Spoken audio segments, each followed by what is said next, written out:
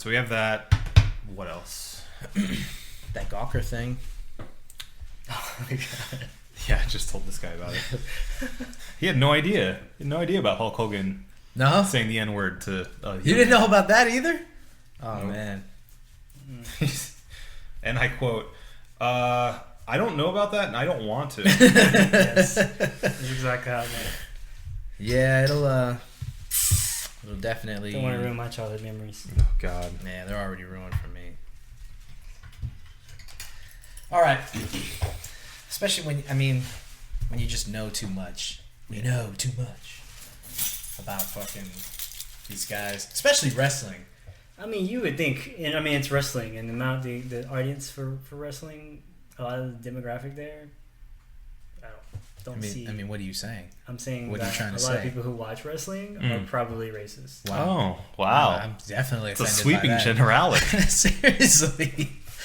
I would say that was probably a vast majority of the audience back in the day. Yeah. I guess let's put it this way: it's not people who watch wrestling.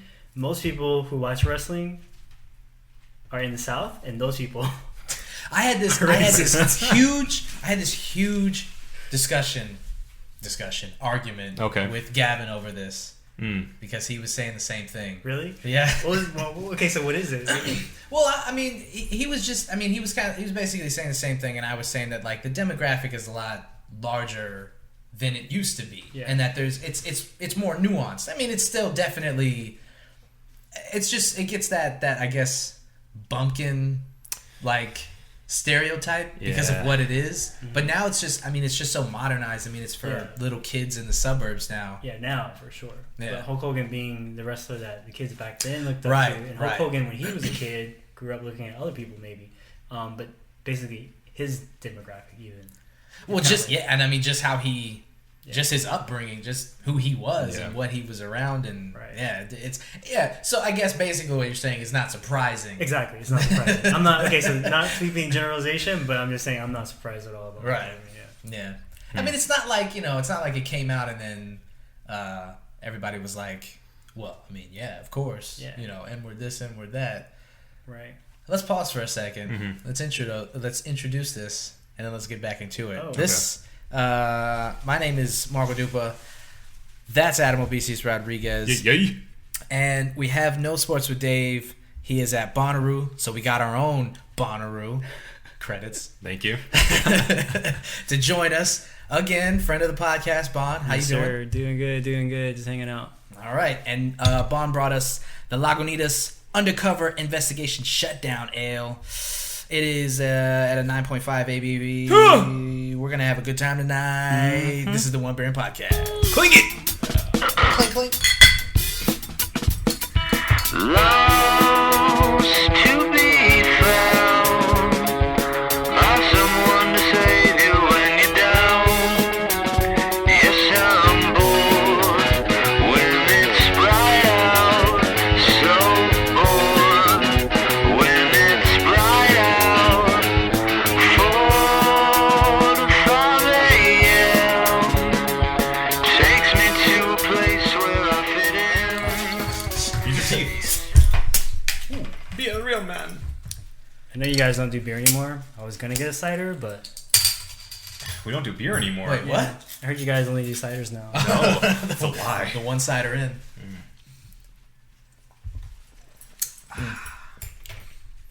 Oh, that's tasty, Bev.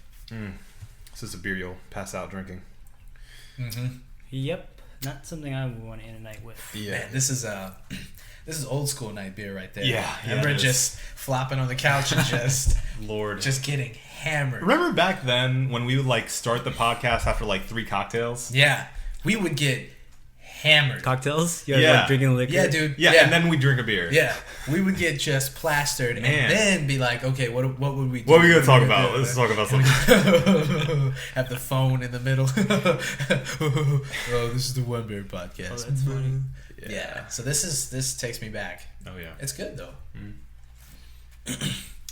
So anyway, Yep. a little bit of context for what we were previously talking about. The Hulkster, the Hulkamania, he ran wild on Gawker. We previously talked about the lawsuit that he had against Gawker, and Bohn, you were not fully aware of what was going on, but yeah, we're gonna bring you and everybody else up to speed. And so Hulk Hogan has the video come out with the sex thing with Bubba the Love Sponge's wife or whatever. It's a very strange and awkward thing. A local DJ, by the way.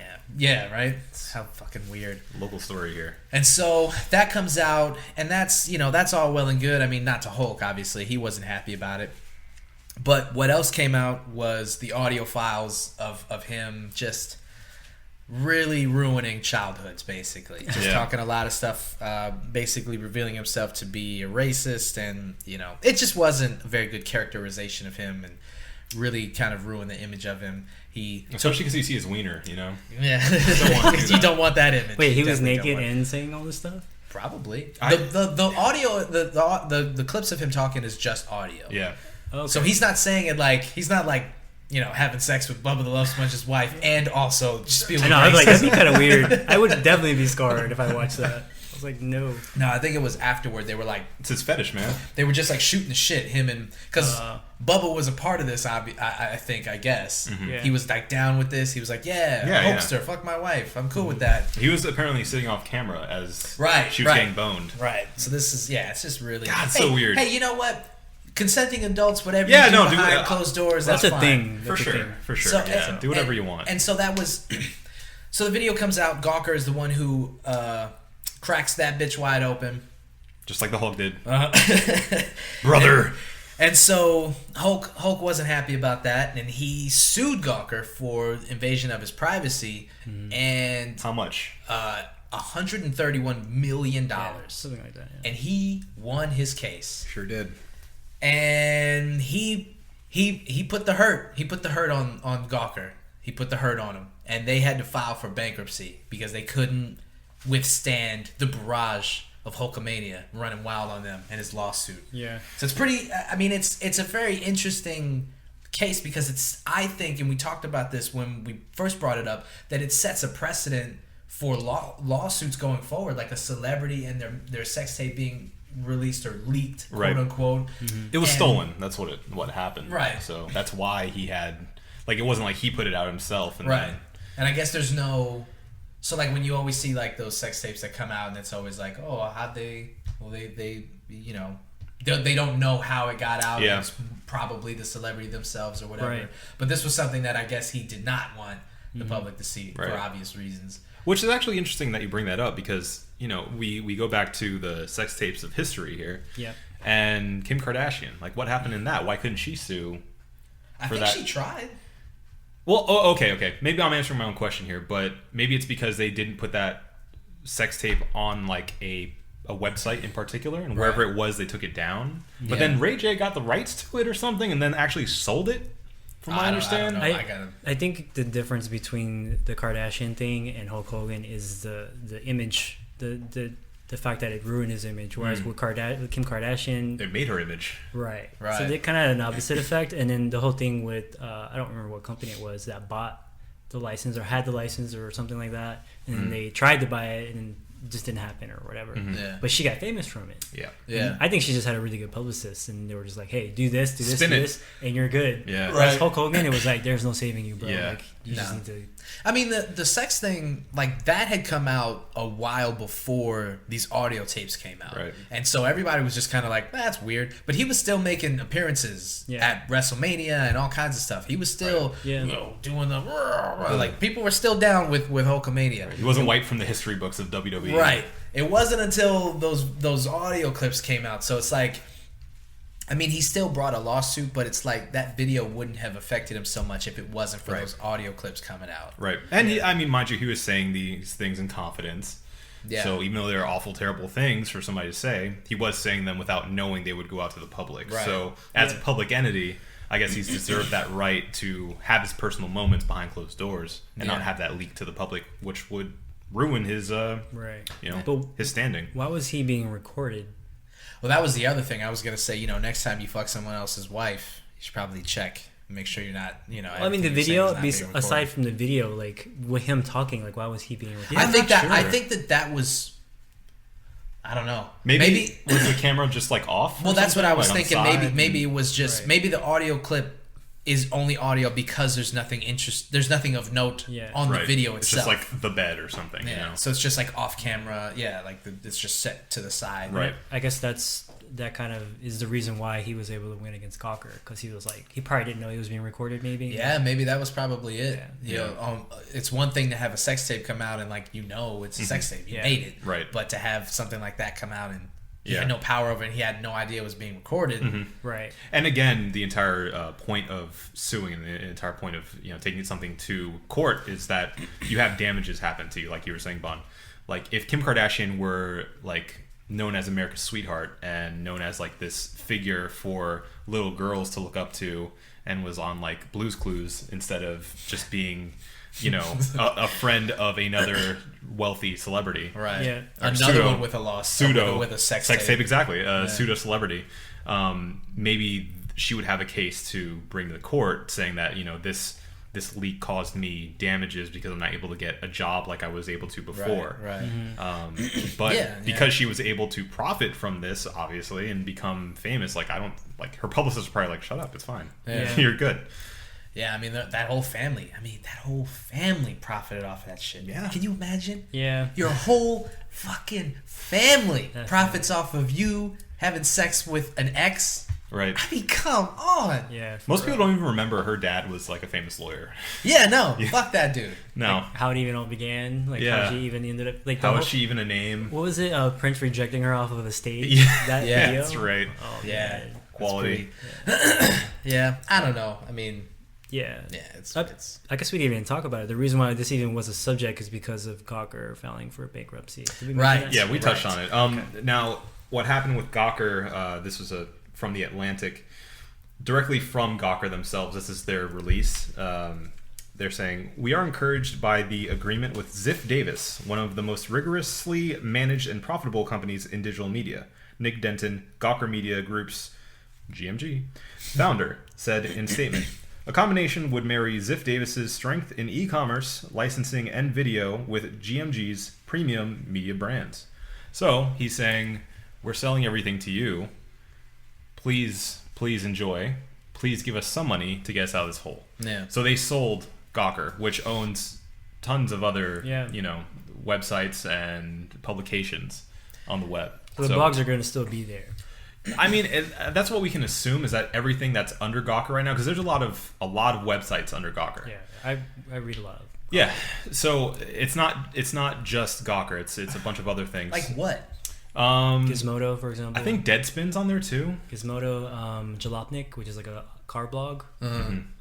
There's a bunch of them that I go on a lot. Lots of more niche blogs and stuff like actually really popular and are pretty good. Yeah, they're pretty decent. Yeah. I mean, there's also other ones like competitors, which like it's like in the tech scene, a lot of people go to Gizmodo, and then some people go to like The Verge and all that. Mm-hmm. But like Gawker is known for like having their kind of opinion, and then you have The Verge with their own opinion, and you have Engadget, which has like their own opinion. And so it's good to go to all. I like going to all three of them to kind of read reviews on things. And Gizmodo, like all the Gawker stuff, has always been pretty valuable for me. Yeah, because I had no clue that Gawker was so fucking valuable in the first place, to even be sued for $130 million in the first place. Yeah. And to be, Right. I mean, I knew obviously what Gawker was, but I had no clue that it was like such an entity that. Yeah. Yeah. I mean, I maybe was a bit overzealous in our last episode and said, "Oh, they can sneeze away that 140 million or whatever." And No, they can't. they can't. They are not. They can't. They're not surviving. I may have underestimated that. Man, what a gut punch to that company. Sucks, but hey, it means something new is going to come out. Yeah. I think. And they made the mistake, so it's their fault. Hey, they did it, and first they did it. Then when he said, "Hey, do you mind taking Put that this down?" They said, "Go fuck yourself." Yeah. Yeah.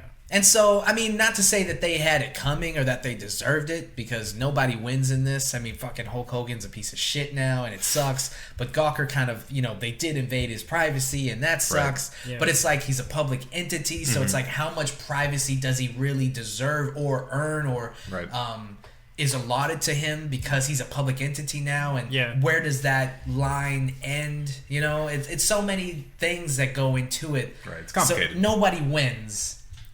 Yeah. But they lost the hardest. Well, I mean, Ziff Davis wins. Yeah, apparently. I guess. Yeah, Ziff Davis wins, and Hulkamania wins because I mean, hey, you know what? He's not going to be in the WWE Hall of Fame anymore, but he's $131 million richer. So. Oh yeah. Wasn't it Gawker that also ended up with the stolen new iPhone? Wasn't it them? Mm-hmm. Yeah. They just can't stop being freaking worse. Yeah, man. But I mean, if you're a company that has to be on the front lines of that kind of stuff, like I guess they were doing it the best, and that's why they're getting. And people were saying that their entire system was based on basically these pseudo journalists. You hear that term thrown around a lot with like Vice and stuff, but these guys at Gawker were basically encouraging people that don't have journalism degrees, don't know the do's and don'ts, that would just go out there and like try to make something happen. Yeah. Just go out there, steal something, take a picture under the barricade, do whatever you can to get this photo, get this scoop, and we'll give you money for it. So with that being sort of the standard and that being how this entire business is run, it was only a matter of time before they got caught up in something like this. Yeah. They don't know the legal aspects of what they're doing. There's no standard. They just go out and do whatever they need to do. And if you go back and you read the statements from, or even listen to the statements from the guys who run Gawker, man, they thought they had this shit lock and key, bro. They were like, man, you know what? We got this shit. Don't even worry about Hulkamania or whatever. I don't care. Mm-hmm. We're gonna win this case, and we're gonna laugh while we're doing it. And they lost. Yeah. So it's that aspect of it makes it really interesting too, because they thought that they were on the right side of the law, and so that kind of goes back to what I was saying about how this sets a precedent now for celebrities suing for these sex tapes and this invasion of privacy, basically, like when I hate to call it the fappening, but I'm just gonna call it the fappening. I was thinking of that, like that's I know you guys talked about that before in the past, but that's look at that fan. It's listen. I'm not a fan. No, not of the fappening. Come on. A fan of the podcast, yes. Yeah. But yeah, the whole thing with the fappening, when people say that just because it's out there you shouldn't be sharing it, but then there's also like, if you put it on the internet and somebody finds it, it is kind of nobody's fault that it happens, because it's going to happen no matter what. And you put it in I guess they didn't put it in a public forum per se. They put it on the cloud, right? Which I guess that's the whole other thing, is like technology is moving faster than the laws can keep up with, than humanity can keep up with. So by the time we decide like, oh, that's not okay, people's lives are already damaged by the fact that we weren't ready for the advancement of technology. Yeah, exactly. And so it's really, and it's only going to get faster, and it's only going to get more dangerous, and lawmakers are still, with a lot of things, they're still very archaic. They're trying to decide who gets to use a bathroom. And technology is moving, we're past that shit. That conversation should have happened 30 years ago. Yeah. I think the biggest example of this would be the whole Uber Lyft thing, and also the Airbnb thing. That law can't catch up long enough to even prosecute people for what they're doing. There's an industry complaining, so the taxi cab industry is like, hey, we're not making any money because of this. Can you do something? And it's like the amount of time it takes for them to pass a law and even get people to kind of do something about it. Technology's already it's changed. Doing stuff. They found a solution for that problem already. And that's a really good example. It's technology, and the internet is seeping its tentacles into every industry at this point. The web, the net, the web. And it's getting to a point where it's like it's so many things go food trucks, for instance. Food trucks, their reputation and how they gather people is spread through the internet. And brick and mortar restaurants, they can't keep up with the word of mouth of Twitter and Instagram and Facebook. And so they get mad when they see these food trucks are parked outside of either their restaurant or a gas station that's near their restaurant. They say, those fucking guys over there, they're taking all my customers.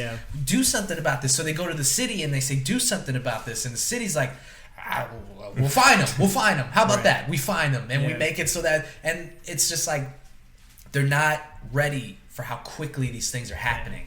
And we need to fucking catch up, man. That's actually a problem in South Florida. So I lived in South Florida for a while, and the food truck thing can't happen there, because it's like, if you park anywhere near a place that has a restaurant, then they literally can fine you for it. Whereas here in Orlando, at least we support it. You know what I mean? Right. Which is great. There have been fights for it here, though. Yeah, I was about to say, close. It had to. They had to fight for it. Yeah, it came very close for them to the same thing happening here. Is like all the food trucks kind of came together, unified, and said, "Hey, food trucks are good for the community. It brings people out. We can do like, even if it's not a direct competitor to these restaurants that we will park, adjacent to."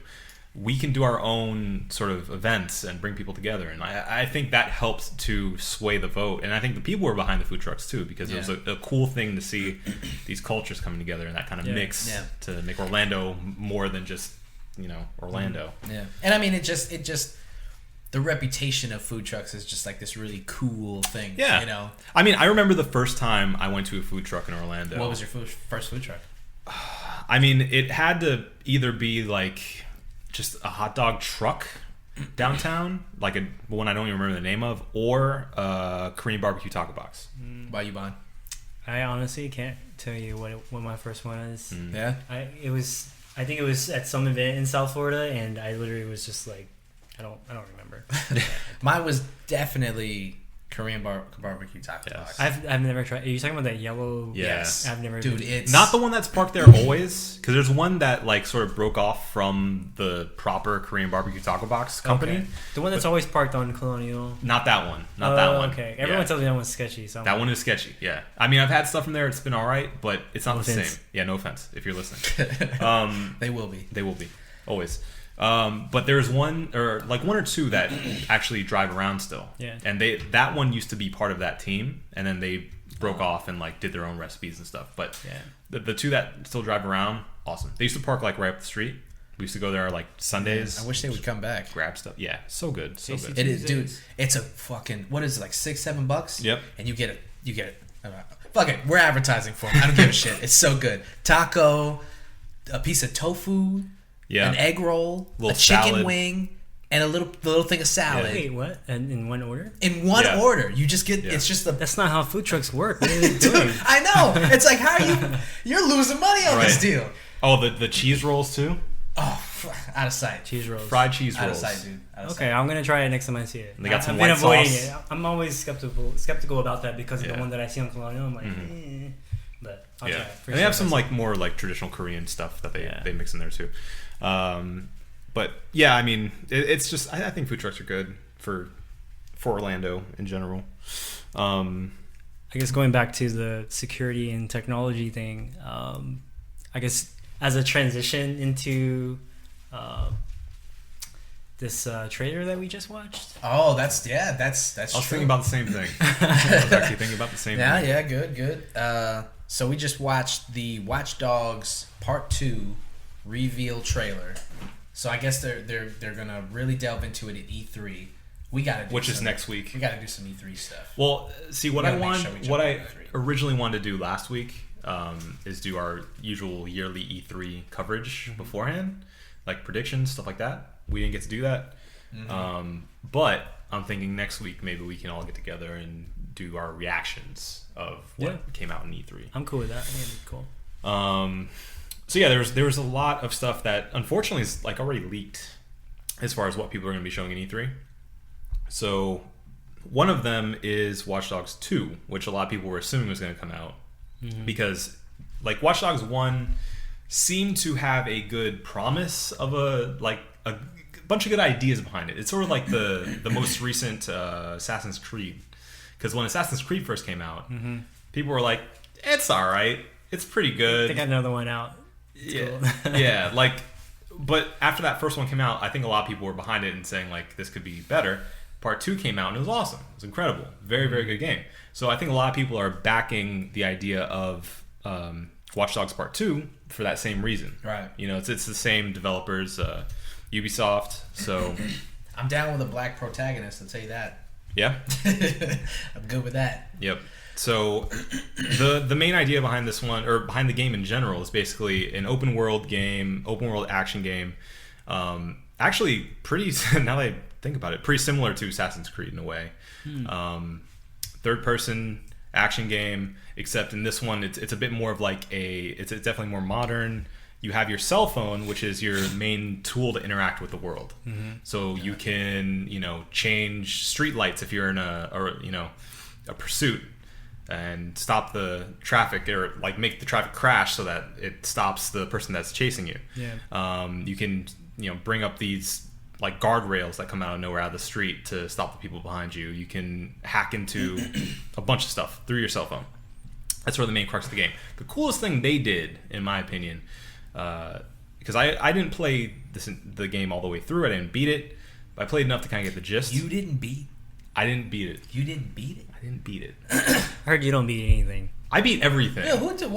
Who fucking beats everything? Thank you. I mean, outside of Uncharted, everything else. Oh, okay. Okay. You know where that's coming from. Okay, yeah. This man's salty because he can't play Uncharted. Uncharted 4, best game of the year. How's Fallout going? Yeah, it's pretty good. Pretty good. Far Harbor. So anyway, yeah, I didn't beat the game, but I got the gist of it basically. And the coolest thing, in my opinion, like, first of all, soundtrack's a big deal for me in games. Oh, yeah. Soundtrack sucks. I'm sorry. Throwing that right under the bus. This is part 1 we're talking about. Part one. However, driving also sucked. I'm sorry. I heard about that too, yeah. Driving sucked. Yeah, that was Dave's big beef. Yeah. Which is a big deal because it's an open world and you have to get around. So if traversal's not fun, the game's kind of not fun. Yeah. So that was a big issue for me. However, the coolest thing with that game was the concept that somebody could get into your game if you're online and start hacking you. And you have to find that person. It's like a sort of hide and seek game. Yeah. So you have to look out for people, the NPCs around you, and see who's acting kind of sketchy. Yeah. And if you see somebody that's sort of like twitching around, like acting like an actual human being, and you kill them, you stop the hack and you get like more points. I love that system. Like, that system is super cool to me, and I want to see them develop that a bit more. But with also the benefit of better mechanics, better driving. I mean, shooting was always pretty good. Like, I felt like that was pretty solid. And maybe like better parkour type stuff, which we saw in the trailer. Right. The new trailer, the first one. Another big complaint that people had was that the protagonist, Aiden Pierce, was just a wet blanket. He was just a terrible, boring, bad character. Yeah. The story itself, pretty boring too. Yeah. Wasn't a fan. You're not saying a lot of good stuff about that first game, man. I know, but that should just go. Said anything good about it. That should just go to prove how cool that one concept was, because I have a lot of faith in that sort of gameplay, like that element of it. And that concept was what made me hype about Watch Dogs, even when it was before it even came out, when they were just releasing like little teasers. I was really excited about it. I was like, man, that's going to be a really dope game. And then it came out, and then I mean, I probably should have played it, but then I read reviews, I looked on like YouTube, and I was just like, man, like, well, that's what it's for, though. You read reviews so you can avoid games that aren't up to your standards. But the problem with that game coming out was that it was delayed like twice. Yeah, that and then, also, I forgot about that. Yeah, actually. And on top of that, there was that huge controversy, especially with PC players, that they dumbed down the graphics. Right, that was the big thing. We talked about this on the podcast way back in the day. Dave was fucking furious. Yeah. But that was the biggest thing, was that the trailer that they put out of actual gameplay footage looked way better than the actual finished product. So I mean, what they show in the reveal trailer looks really good, and it's obviously it's not gameplay. No, footage, that's CG. So, but still, the concepts are you can see what the concepts of the game are going to be. Yeah. Well, I feel like the graphics thing is not for PC is not a huge complaint for me, because I know Watch Dogs had a texture pack that came out and apparently made it amazing. Well, people actually like modded the game so that like they do with Skyrim. Skyrim, yeah. They've done it with Fallout too. Yeah, exactly. Yeah. So I feel like, I mean, it sucks that you would do that for PC. Like, that makes no sense. Yeah. But there's always that. I always have this problem with mods after the fact. Mods are fun when you can do like something crazy with it and like have a ton of fun with it. But like textures and like making the game look better, I always have a problem with that, because it's like, why didn't they do that for Jump Street? No, you're right. No. I'm paying for this service. Right. You mean to tell me I gotta go to bumfuck part 3, 4, 5, and he's gonna make the textures better than the guys who made the game. Yeah, get the fuck out. And of here. it doesn't always. I guess the other thing is it doesn't always make the entire experience great. So like with Skyrim, as an example, if you download a texture pack for one thing, you go to one part of the map where they didn't do it, and you're just like, well, what happened? Sucks. Yeah, see that's or that. It makes the game like chug. Yeah, because the system just can't handle it. Yeah, It wasn't built exactly. for that. Mm-hmm. You know, those textures and stuff. Yeah, so it's not always great, but yeah, I guess it makes sense that for them to do it for PC. Yeah, I guess it could. Yeah. Yeah. So anyway, getting back to the subject at hand, the game was set in Chicago. This one is set in San Francisco, which I feel is a good choice as far as like a tech hacker type game goes. Mm-hmm. The biggest thing that I see improving in this game is the protagonist. Like I said before, Aiden Pierce from the first one is like just a general dude. Yeah. Like he has no character. As a character, he has no character. But this guy looks like he's having more fun.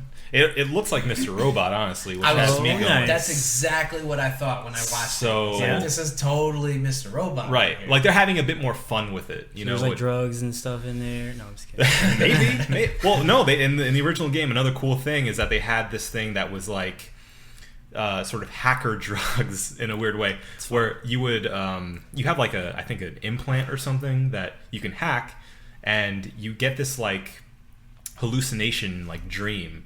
And it lets you play these weird mini games, which are totally off the storyline. Like it has nothing to do with the main game, but it's just a lot of fun. Yeah. Which was one of the best things about the game. So I hope they have more of that type of stuff. Like there's one thing where you can control like a giant robotic spider and go on like a rampage and just like kill everything, which is funny. This is in the first game? Yeah, it's awesome. It's super cool. It's like when you're playing GTA and you just go on a rampage and just kill everything. Get like, in a tank and you're like fucking killing people. Yeah. And so they give you a reason to do that, which I liked a lot. I thought it was another really good idea. So I'm hoping that there's more. It seems like in the storyline itself and just in the way the game is looking from that initial trailer, it looks like they're having more fun with the story, and it looks like you're not as brooding and as just basic. Do you think? Oh, go ahead. Is this about Grand Theft Auto? No. Okay. So I'm actually curious to know if the first Watch Dogs was affected by Grand Theft Auto 5, like the reviews and how people felt about it, because if I remember correctly, they released around the same time, They did. right? Yeah, I think so. Yeah. So do you think that it affected it, and maybe that's going to make 2 better because it doesn't have to deal with huge games coming out? I think that definitely. Yeah, I think that one game coming out, especially a game like GTA 5, being so, it's I mean, huge. near perfect. Yeah. I mean, I'm hard pressed to find things that I didn't like about it. Yeah. I'd have to think about it, but well, especially as far as like open world games, like that's its own living, breathing city. It's as close as we've gotten to a realistic city. Yeah, right. Hideo Kojima wanted to quit. Yeah, he was just like, I can't. And I can see why watching it. Yeah. I mean, if you're a guy in that industry and you're seeing like, oh my god. Yeah. Look what my competitor came out with. Holy fuck. I can't do that.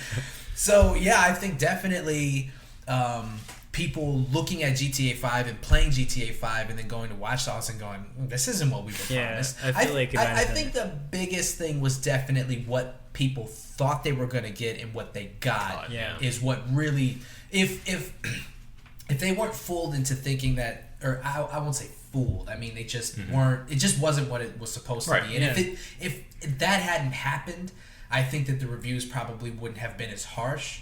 But when you're shown something and then you get your hands on the game, like I was watching something, I can't remember, some shit on YouTube. I went down this hole of watching top 10 videos on YouTube, and so one of them was like the top 10 video games that were shit, but like they sold really well still. One of them was Aliens, Colonel Marines. Oh. And so that game, apparently, when it was first advertised, looked incredible, and people were like really hyped about it. That's a perfect example. Right. And so, same thing with that. Like, that game comes out and it's not the game that it was promised, and that obviously hurts the reviews. I mean, obviously, you don't want it to be buggy from Jump Street, but like, when you're told that it's going to be this incredible game and it's going to be perfect and it's going to match everything that you dreamed a game like this would be, and then it's the exact opposite. Right. Yeah, I think that more so than... I think GTA definitely played a part in it. Yeah. But I think it was more so the fact that they were promised something that they didn't get. Yeah. Was the biggest. And I mean, Colonial Marines was infamous for the fact that they made a vertical slice demo that wasn't in the game. Like, they made stuff up. That's weird. Right. So, like, they got called out for that. I think they got sued for that. Actually. Yeah, they did. So that was in the video because they sued them. A person sued them for basically, if you boil it down to its most basic, false advertisement. Yeah. Was what they sued them for. Was just like, we were told that it was going to be this thing and all this stuff was going to be a part of it, and it was this, that, and the third, and then the game comes out and it's absolute shit. Yeah. And yeah, they got sued for it. I don't know if the person won their lawsuit. Yeah. But I know for sure that they were sued for it. Yeah, because I mean, if it's, does a teaser count as an advertisement? I don't know if I'm pretty sure that it was past the teaser at that point. I'm pretty sure that they were like showing at conferences gameplay and stuff. They actually said, "Oh, this is coming with this." Yeah, this is how it's gonna be. Yeah, and then when it came out, like, no, this is not what it was. Makes sense. So I think it was past the teaser. I think you can get away with a lot of shit in a teaser. Yeah. And then once it finally comes out, it's like, hey man, that was. Because I'm thinking it's like saying, hey, the CGI or the graphics that were in the teaser are not how the actual game looks. Like, oh, I'm going to sue you for that. Like that. I'm thinking of it like that. But if they said there was a split thing and it didn't happen, then it makes sense. I got sued.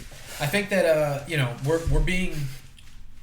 I think that we're being spoiled by like the graphics are so good on PC, obviously, but like the consoles are getting better and better, and we're getting spoiled by that kind of shit. So when we see like a teaser that's just CG stuff and it's not actual gameplay footage, we're like, well, why can't that be the gameplay footage? Or people thinking like that is the gameplay footage and then being upset that it's not and stuff like that. Yeah, it's dumb. But. Well, I mean, there's an entire new thing that they do is they put a little asterisk on the side that says in-game footage. Yeah. Which means it's not gameplay footage necessarily, but it's just built within the game system. That fools people. I've been tricked by that a couple of times where I'm like, oh, cool, that's gameplay footage right there. And then it's like, no, that was a cutscene in the game. Right. Yeah. That is not what you're actually going to be playing. Right. So it's yeah. I mean, suffice to say, I don't know. I mean, you sound very excited about Watch Dogs 2. Yeah, I mean, what did you guys think? Because I don't think we've really gotten to the crux of that. I've spoken to the first one, but what do you guys think about this? You guys haven't really played the first one. You've just heard things about it, basically. Right. So what do you think about... Are you more excited for this one than you were the first one coming out? Or, like, how do you think that's going to work out? I'm indifferent to the Watch Dogs series. Mm-hmm. I mean, I didn't buy the first one. I played it with Dave only a little bit, and it didn't really, like, I wasn't like, oh my god, I gotta get this game, you know? Mm-hmm. So with Watch Dogs 2, I'll probably do the same thing. If one of you guys gets it, I'll play it. Or maybe I'll get it on Redbox and see how I feel about it. But it's not... I personally am not somebody who is, like, that interested in that genre of video games. Hacker shit doesn't really interest me. Like, it interests me on a societal level, like a real level, like real guys doing that shit. But actually playing as a hacker and shit doesn't really get my goat. I don't really give a shit. Yeah. Like, that's not. I'm playing video games not to be a hacker. Right. So it's not something that really piques my interest. Watch Dogs never really piqued my interest. GTA 5. I'm so like hyped up on like heist movies and heists and stuff like that. GTA 5 was where it's at. That's why that was really, I bought that shit day one. I was ready to go with that. Right. So I mean, it's not. I mean, I'll play it at some point, but it's not something that's really. I don't know. What do you think? Are you a big open world person? I do. I like open world games. I like them. I enjoy them more than most games, actually. I like just being able to have that freedom. Like, sandbox games are where it's at, in my opinion. I think more games need to do that with their series and try to emulate that. Now, sandbox and open world for me are two different things. But I guess as like a precursor or warning, for me, open world games, I typically don't go for them.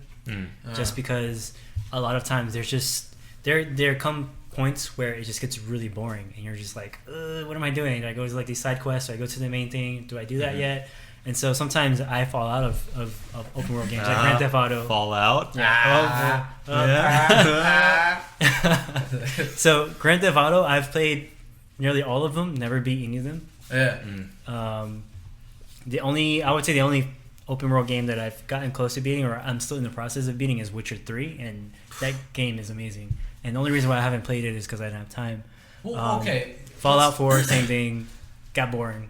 What is the difference between a sandbox and an open world game? So when I think sandbox, I think of something like Rust, where you literally start out with absolutely nothing. Okay. There's no storyline. You figure it out. So I don't know if you guys know about Rust. Yeah. So Rust is. Oh yeah, you can tell for the audience though. Right. Go into it. So I probably on Steam I probably have a good 300 or so hours on Rust, which is honestly compared to some that's nothing. I'm sure. And so with Rust you start out naked, you have no clothing, you have to build out everything you need. Randomized wieners. Right. And what's happened with Rust is I played on a server called Rust Factions, and the game basically you just build stuff. There's no story. You figure it out. You kill other people. You figure it out. Rust Factions is basically a human invented version of the game where there are now gangs or factions, and they have territories. And if you cross territories, then there's wars and all kinds of things happen. And so that to me is a sandbox game where you literally have control over the entire game itself. Like that game could have been just whatever. It could do whatever you want with it.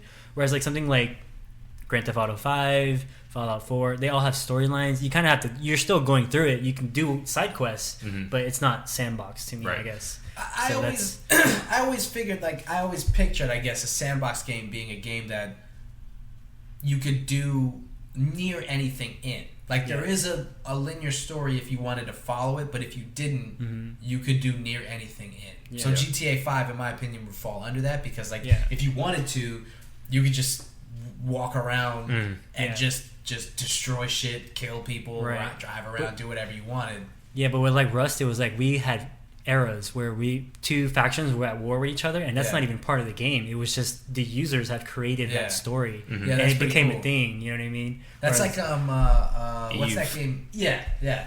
Eve. Yeah. Like Eve Online. Yeah. Oh, okay. Yeah. Well, we're just like the whole.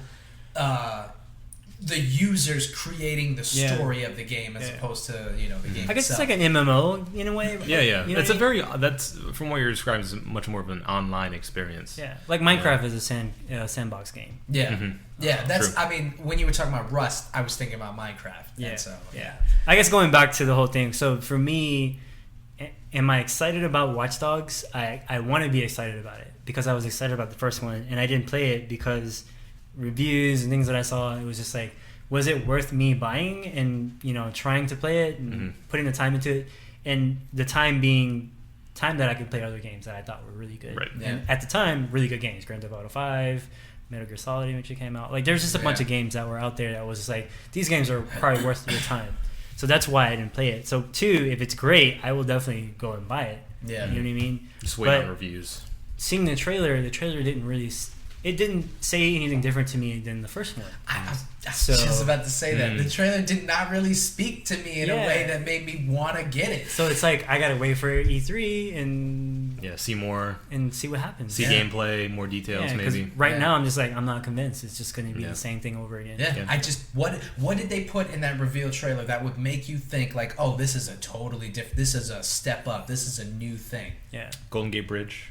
Yeah, just the change of location. Yeah. That's it. I mean, there's nothing that would make you believe like, oh, this is something that I need to have in my life.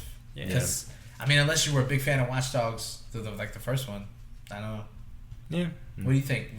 Did you watch the trailer and you were like, oh yeah, I'm well, I mean, I feel like I have a bit more hope than you guys from playing the first one, honestly, which as much shit as I've talked about it in this episode. And you talk some shit. I talk some shit. There were good things in that game, so I've been kind of waiting for them to refine it. I'm really hoping to see what we saw with Assassin's Creed, for them to refine what they're doing and make it better and make it the game that it should have been. So I think I have a bit more hope. I'm a bit more hopeful for this game, and that brings some anticipation with it too. But the same note, I'm kind of with Bohn. I'm gonna watch coverage on E3, gonna see more of the gameplay details. You just Marco saw on one of the options on YouTube for the videos they have like an 18-minute unveiling, so maybe that in itself has more gameplay features. I saw some gameplay in that in the preview for it, so maybe just watching that will be enough to be like, oh, they added this thing to it, or they added that thing to it. Oh, that's a cool system. So just waiting for more information, but I think I'm a bit more high on it than you guys are right Can I now. make a prediction? Prediction? Yeah. Sure. Watch Dogs 2 probably could have been a DLC. I'm going to say that. Okay. Ooh, okay. Nah, because that, yeah. He surpassed my shit talking. That one. I'm just going to call it out. Like, it's probably going to end up being that. It's going to be like the same thing, but maybe one or two new things. Yeah. It's a new city that could have, DLC. But, yeah. Yeah, it's a new protagonist. That could just be DLC. Yeah. True that, man. True that. We'll see. Man, that's brutal. Was that bad? Yo, son, your whole game could have just been DLC. I mean, could have just been DLC. It's happened before. There have been cases where for sure. Street Fighter. Oh yeah. You know what I mean? Like, yeah. Plenty of games definitely could have just been. You know what? You could have just made that part of the fucking first one. Yeah, pissing a lot of people off. Yeah. What's not pissing us off is this Lagunitas undercover. Oof. Investigation shut down ale. 9.5% by volume. Let me read this little spiel they have here, which I always like to read on their bottles. It's very hard to see, but it's worth reading most of the time. Yeah. It's a limited release, first of all. So it says, we brewed this especially bitter ale in dedication to all of the world's would-be astronauts in remembrance of the 2005 St. Patrick's Day massacre on the brewery party grounds, and also in joyous celebration of our 20-day suspension that followed. That following January, excuse me. Do the crime, do the time, get the bragging rights. Cheers. Okay. What was the massacre? I don't know. I think there's more of a story to this than we know about. 2005 St. Patrick's Day. Yeah, we gotta Google that. On the brewery party grounds. Damn. Anyway, what'd you guys think? I mean, I've had this one before, and I've always liked it a lot. It's a beer that I only have sparingly because it is so strong, both in flavor and in ABV. I like it a lot because I'm, again, a fan of Lagunitas, which means I'm a fan of hops. So, I mean, I would probably go with maybe a 4.5. Bohn? I think I'm going to go with the same thing, a 4.5. 4.5? Yeah. I don't know, man. I kind of really enjoyed it. I think I'm going to go 5 on it. Okay. I'm going to hit it with the 5er. You don't usually do that for the hoppy ones. I know. It's good. I don't think that this beer was as bitter as it's advertised. Like, it just... There's something masking the hoppiness of it, and I get a sense of it every time I take a sip of it. I've been trying to figure it out the past hour or so. Yeah. But it's there, but then there's something else that comes in afterwards. It kind of numbs your tongue a little bit. Yeah. It's like, Because I just... Maybe it's the high ABV level of it that's kind of masking... Like, that flavor, the high ABV and the ale flavor is masking how hoppy it is. Yeah.